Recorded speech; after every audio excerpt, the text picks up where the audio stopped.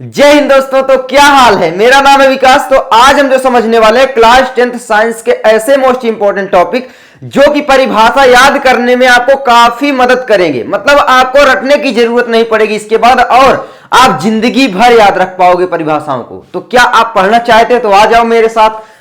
तो आज हम जो पढ़ने वाले हैं वो क्या पढ़ने वाले हैं, वो है हमारा दर्पण के प्रकार। सबसे पहले हम पढ़ेंगे, उसके बाद दर्पण का ध्रुव क्या होता है, वक्रता केंद्र क्या होता है, वक्रता त्रिज्या क्या होती है, मुख्य फोकस क्या होता है, और मुख्य अक्ष क्या होता है, फोकस दूरी क्या होती है, गोली दर्पण की फोकस दूरी, और आर यानी वक्रता त्रिज्या में संबंध भी पढ़ेंगे। अब यहां पर सबसे पहले दर्पण के प्रकार देखो, बहुत सारे यहां पर भी तुम्हें कंफ्यूजन हो जाएगा। मैं अभी बताता हूं कैसे। जैसे दर्पण होते हैं तो कितने प्रकार के होते हैं, जल्दी बताओ। तो आप बताओगे अवतल दर्पण, उत्तल दर्पण, लेकिन यह जवाब आपका गलत है। सही बता रहा हूं। कौन कौन से दर्पण होते हैं? सबसे पहला दर्पण आपका एक होता है समतल दर्पण। याद रखना, समतल दर्पण, समतल जिसमें आप चेहरा वगैरह देखने के लिए प्रयोग करते हो ना, उसको बोलते हैं। उसके बाद आपके आते हैं गोलीय दर्पण, ये याद रखना, गोलीय दर्पण। ठीक है। अब गोलीय दर्पण जो होते हैं ना, वो दो प्रकार के होते हैं। वो कौन कौन से भाई? एक होता है अवतल और एक होता है उत्तल। ठीक है। अब आपको समझ में आया कि क्यों मैं बोल रहा था कि आप लोग हमेशा गलत पढ़ते हो।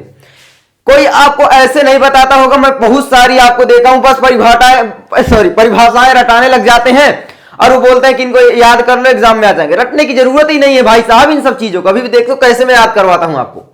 सबसे पहले दर्पण किस तरीके से बनाया जाता है उसको हम समझते हैं। तो देखो भाई, दर्पण एक खोखले गोले का भाग होता है। जैसे कि मान लो कोई गोला है, ठीक है, मैं कोई गोला बना रहा हूं इस तरीके से। बन जाना भाई साहब, हाँ बन तो गया है शायद। ठीक है, तो मैंने ये गोला बना दिया। अब जो दर्पण होता है, इसी में दो दर्पण इसमें निकलते हैं, गोली दर्पण। कौन कौन से? गोली दर्पण क्यों बोलते हैं? क्योंकि ये गोले का बना होता है, बस सिंपल। अवतल दर्पण, उत्तल दर्पण। अवतल क्या होगा? जिसका तल धंसा होगा। उत्तल का मतलब जिसका तल उभरा हुआ होगा। बोलने से ही पता चल रहा है, कंफ्यूजन आज के बाद नहीं होगी, सच बता रहा हूं।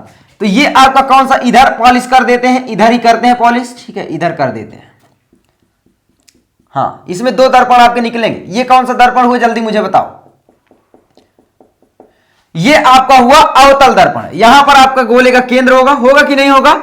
अब उसके बाद यहां पर एक रेखा खींची जाती है। अब यहां पर देखो, परिभाषा में आपका क्लियर करवा रहा हूं। यहां पर सी होता है, इसके और इसके ये यहां पर पोल होता है, और इसके जस्ट बीच में एफ होता है, यानी एफ मुख्य फोकस। ठीक है। तो यहां पर दर्पण के जो ध्रुव होता है उसको पी बोलते हैं। वक्रता केंद्र जो होता है उसको सी बोलते हैं। वक्रता त्रिज्या जो होती है उसको आर बोलते हैं। सॉरी यार, सच में बहुत परेशानी है। मुख्य अक्ष जो होता है वो ये होता है, यानी जो लाइन सीधी होती है। और मुख्य फोकस जो होता है वो क्या होता है? एफ। ठीक है, इसको फोकस बस बोलते हैं, या तो आप प्रिंसिपल फोकस भी बोल सकते हैं। उसके बाद आता है फोकस दूरी। फोकस दूरी होती है आपकी ये वाले एफ, यानी छोटा वाला एफ। ठीक है, और बस इतना। अब समझो, सबसे पहली परिभाषा हम क्लियर करते हैं। दर्पण का ध्रुव क्या होता है? दर्पण का ध्रुव क्या होता है? ये क्या हुआ भाई साहब? इसमें से प्रकाश जब आएगा तो उस प्रकाश का क्या होगा? परावर्तन होगा। मैंने आपको पीछे बताया था, परावर्तन होगा। तो इस तल को जो बोलेंगे वो क्या बोलेंगे? परावर्तक तल। ये पूरा क्या हुआ? ये हुआ आपका जो पॉलिश की हुई है, ये है परावर्तक तल, परावर्तक तल। ठीक है, हुआ।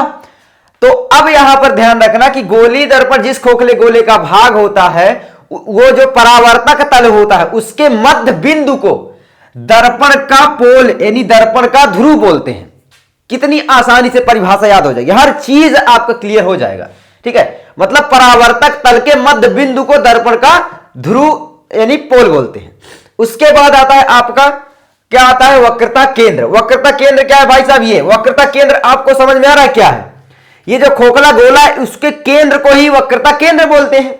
ठीक है, तो आप लिख सकते हैं कि भाई गोली दर्पण जिस खोखले गोले का भाग होता है उस खोखले गोले के केंद्र को ही दर्पण का वक्रता केंद्र बोलते हैं।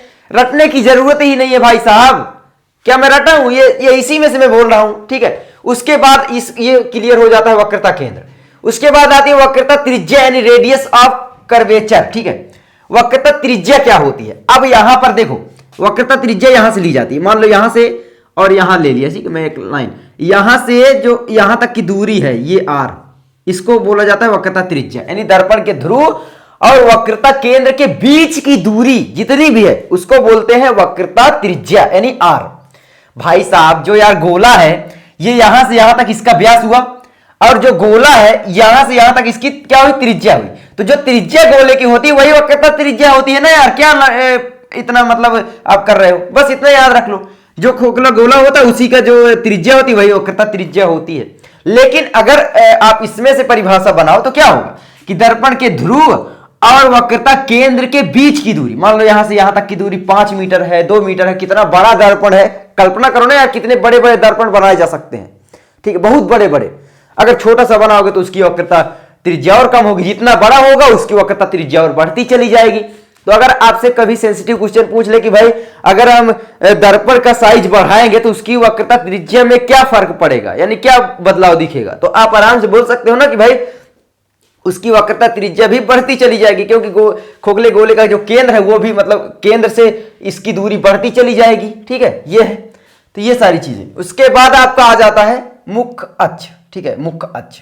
तो वक्रता त्रिज्या भी आप समझ गए, मुख्य अक्ष क्या भाई, वक्रता केंद्र और ध्रुव को मिलाने वाली जो सीधी रेखा होती है वही मुख्य अक्ष कहलाती है, ठीक है, प्रिंसिपल एक्सिस।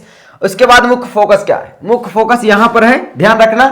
अब यहां पर क्या होता है आपको मैंने बताया भी था और आपको पता भी होगा कि भाई मान लो यहां पर कोई वस्तु रखी हुई है, ठीक है, यहां से जब प्रकाश की किरणें चलकर जाती हैं तो सीधा दर्पण में टकराती हैं, दर्पण के परावर्तक तल में टकराती हैं, उसके बाद ये मुख्य फोकस से होकर ही गुजरती हैं। जितनी भी किरणें कहीं से भी जाएंगी वो मुख्य फोकस से होकर ही गुजरेंगी। जैसे ऐसे जाएंगी तो भाई साहब ये सीधी, देखो पटरी नहीं है, ठीक है, तो इस तरीके से ये गुजरेंगी। कितनी भी रेखाएं आप खींच लो, ठीक है, याद रखना वो यहीं से गुजरेंगी।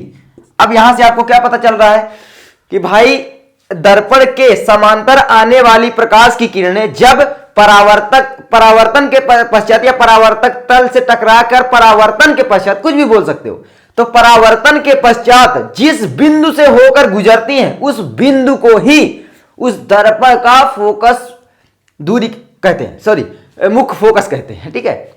तो ये सारी चीजें आपको मतलब यार याद रखना, हमेशा याद हो जाएगा अगर इस तरीके से पढ़ो। मुझे याद है, जैसे आज तक मुझे भूला नहीं है। उसके बाद आता है आपको फोकस दूरी क्या है भाई, फोकस दूरी जानते हो क्या है, ये एफ हुआ, याद रखना ये क्या हुआ एफ और ये ध्रुव, इसके बीच की जो दूरी होती है ना यार वो फोकस दूरी होती है। सिंपल समझ लिए, यानी दर्पण के ध्रुव और मुख्य फोकस के बीच की दूरी को फोकस दूरी कहते हैं। और देखो फोकस दूरी हमेशा क्या होगी भाई, आर के आधी होगी। क्यों, क्योंकि यहां से यहां तक ये क्या है, पूरी दूरी दोगुनी है, क्योंकि ये बीच में स्थित होता है। तो यार ये दिमाग में आपके ना एकदम बैठ जाएगा अगर इस तरीके से पढ़ोगे, ठीक है। तो ये सारी चीजें हो गई। अब यहां पर आपका हो ही गया। अब उसके बाद मैंने इसीलिए ये क्वेश्चन लिया था कि भाई गोली दर्पण की फोकस दूरी और आर में संबंध आप हमेशा रखने लग जाते हो। गोली दर्पण की फोकस दूरी वक्रता त्रिज्या क्या आदि होती है, ऐसे ऐसे फिर भूल जाते हो। कैसे यार, कंफ्यूज हो गया, नहीं होगे कैसे, इसी में से आप बना लो परिभाषा। गोली दर्पण की फोकस दूरी वक्रता त्रिज्या के दोगुनी होती है। मतलब कि आप ये जो सूत्र है वो रखना नहीं पड़ेगा। आर जो है क्या है, ये वक्रता त्रिज्या, वक्रता त्रिज्या के दोगुनी क्या होती है, फोकस दूरी, यानी 2f। दोगुनी का मतलब 2 गुणे f, 2f। कैसे भाई, यहां से यहां तक 1f हुआ और यहां से यहां तक अगर आप लोग 1f फिर भी मान सकते हैं कि नहीं मान सकते, आराम से मान सकते हैं, क्योंकि बीच में स्थित है बिंदु। तो यहां तक अगर ये 5 मीटर होगी मान लो, तो यहां भी 5 मीटर होगी और कुल मिलाकर ये यहां से यहां तक 10 मीटर हो जाएगी। यानी आर अगर आप लोगे तो 10 मीटर और 1f लोगे तो 5 मीटर, 1f लोगे तो 5 मीटर, तो आर बराबर 2f आराम से लिख सकते हैं। तो ये आपको याद हो गया। तो मेरा मेन मकसद क्या था, मेरा मेन मकसद यही था कि आपको समझाना। एक मेरे पास क्वेश्चन आया था कि भैया जो अवतल दर्पण या उत्तल दर्पण में प्रतिबिंब बनता है, कैसे पता चलेगा कि वो वास्तविक है या वो उल्टा है, कैसे पता चलेगा। तो इसके बारे में भी मैं आपको आगे बता दूंगा, ठीक है, क्योंकि इसमें थोड़ा सा बता देता हूं। देखो मान लो यहां से ये किरणें गई, यहीं पर बता देता हूं, यहां से ये किरणें गई। अब आप समझ लेना, ये इसका सर है, ये इसका क्या है, पैर है, ठीक है। अब ये बताओ सर से जो किरणें जा रही है यहां पर टकराई, अगर सीधी रेखा खींचोगे तो कहां पर आ रही है, नीचे आ रही है, मतलब एक प्रकार से नीचे आ रही है। देखो ये ऊपर है, ये फिर उसके नीचे, फिर उसके नीचे, यानी सर वाली जो किरण है वो भाई साहब नीचे आ रही है अवतल दर्पण में। और जो बीच में पेट वाली है वो बीच में ही है, लेकिन जो पैर वाली किरण है वो ऊपर हो जा रही है, यहां से टकराई और ये ऊपर हो गई। इसका मतलब क्या है, इसमें जो प्रतिबिंब बनेगा, यहां पर अगर आप पर्दा रख दोगे या कुछ भी तो उसमें प्रतिबिंब बन जाएगा। अब प्रतिबिंब जो बनेगा वो क्या होगा भाई साहब, उल्टा होगा। उल्टा होगा तो फिर वास्तविक होगा। अवतल दर्पण में वास्तविक प्रतिबिंब बनता ही है। तो इसी तरीके से लेंस में भी आप देख लेना, ठीक है। तो मैंने आपको बता दी, जैसे अवतल दर्पण में आप देखोगे तो उसमें आभासी प्रतिबिंब बनता है, लेकिन एक कंडीशन होती है जिसमें बन जाता है, इसमें भी आभासी प्रतिबिंब। जब क्या होगा कि भाई कोई भी वस्तु मुख्य फोकस और इसके जितना नजदीक होगी, मान लो यहां पर होगी, तो फिर आभासी प्रतिबिंब बन जाता है। ये सारी चीजें ना यार आपको याद रखना ही नहीं पड़ेगा, आराम से याद हो जाएगा। जैसे मैं लेंस की बात अगर अभी कर लूं थोड़ा सा, ये क्या हुआ आपका, ये क्या हुआ, उत्तल लेंस, ठीक है। मैं और कुछ नहीं बनाऊंगा। अगर यहां से प्रकाश की किरणें आ रही हैं तो एफ से होकर गुजरती हैं, यानी यहां से फोकस बनता है, इधर से जाएंगी तो यहां से होकर गुजरेंगी कि नहीं गुजरेंगी, गुजरेंगी। तो ये क्या बन रहा है, देखो अभी मैं मान लो ये इसका पैर है, ये इसका सर है, ठीक है, सर। अब सर से आएंगी तो इस तरीके से गुजरेंगी। अब यहां पर क्या बन रहा है, देखो देखो सही से ध्यान से, जो आपकी ऊपर वाली किरण है वो नीचे चली जा रही है, जो आपकी जितनी नीचे किरणें हैं वो ऊपर चली जा रही हैं। यानी जो प्रतिबिंब बनेगा वो इसका, अगर ये सर है ये पैर है, तो जो आपकी सर वाली किरण है वो नीचे गई, यानी ये सर हुआ और ये पैर हुआ, यानी प्रतिबिंब जो बनेगा वो उल्टा बन जाएगा, इधर ये सर हो गया, ठीक है। चित्र सही से नहीं बना। तो इस तरीके से आप कल्पना करो, जैसे अवतल लेंस ले लो, अवतल लेंस यहां पर मैं बता दे रहा हूं, अवतल लेंस ऐसे लिए, ठीक है, यहां पर। अब इसमें क्या होता है भाई, यहां पर मान लो एफ है और एक एफ यहां पर लिया जाता है। अब यहां से जब प्रकाश की किरणें चलकर जाती हैं सीधी, ठीक है, इस तरीके से, तो ये इधर होकर चली जाती हैं। इसमें इधर ये आभास होता है कि किरणें जैसे इधर से आ रही हो, सॉरी, ठीक है। मान लो यहां पर एफ है यार, समझ लो बस, ठीक है, समझने के लिए।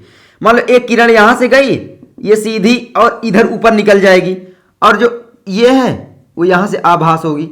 तो इसमें देखो क्या हो रहा है, प्रतिबिंब तो इस तरह ये होगा ना, तो इसमें क्या होगा, प्रतिबिंब भाई साहब वास्तविक तो होगा, आभासी होगा, सॉरी वास्तविक कहां से होगा, इधर से लगेगा कि इधर से किरणें जा रही हैं, लेकिन इसमें प्रतिबिंब आभासी होगा और सीधा हो जाए, क्योंकि जो सर है वो ऊपर ही है और जो पैर है वो नीचे ही है। इधर भी ऐसे ही लोगे तो ऐसे ही बनेगा। तो मतलब यार ये कल्पना करने वाली बातें होती हैं और कुछ नहीं। बाकी आई होप आपको ये वीडियो अच्छी लगी होगी। अगर अच्छी लगी तो लाइक कर देना, चैनल पर नए हो भाई साहब सब्सक्राइब कर देना और अपने दोस्तों के पास शेयर कर देना। हम मिलते हैं आपसे अगली वीडियो में, तब तक के लिए जय हिंद, जय भारत, वंदे मातरम, बाय।